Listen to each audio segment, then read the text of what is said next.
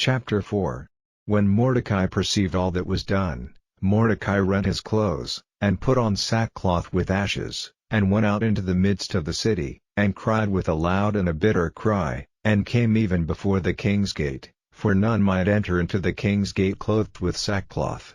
And in every province, whithersoever the king's commandment and his decree came, there was great mourning among the Jews, and fasting, and weeping, and wailing, and many lay in sackcloth and ashes.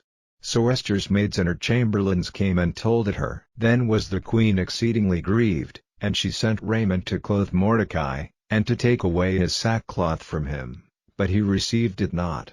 Then called Esther for Haddach, one of the king's chamberlains, whom he had appointed to attend upon her, and gave him a commandment to Mordecai, to know what it was, and why it was. So Haddach went forth to Mordecai unto the street of the city, which was before the king's gate.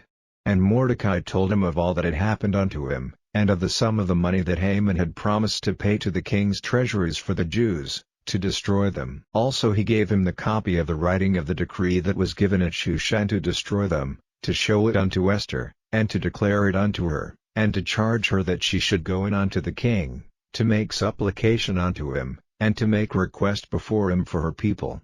And Haddach came and told Esther the words of Mordecai. Again Esther spake unto Haddach, and gave him commandment unto Mordecai, all the king's servants, and the people of the king's provinces, to know, that whosoever, whether man or woman, shall come unto the king into the inner court, who is not called, there is one law of his to put him to death, except such to whom the king shall hold out the golden scepter, that he may live. But I have not been called to come in unto the king these 30 days. And they told to Mordecai Esther's words. Then Mordecai commanded to answer Esther, Think not with thyself that thou shalt escape in the king's house, more than all the Jews. For if thou altogether holdest thy peace at this time, then shall their enlargement and deliverance arise to the Jews from another place, but thou and thy father's house shall be destroyed, and who knoweth whether thou art come to the kingdom for such a time as this?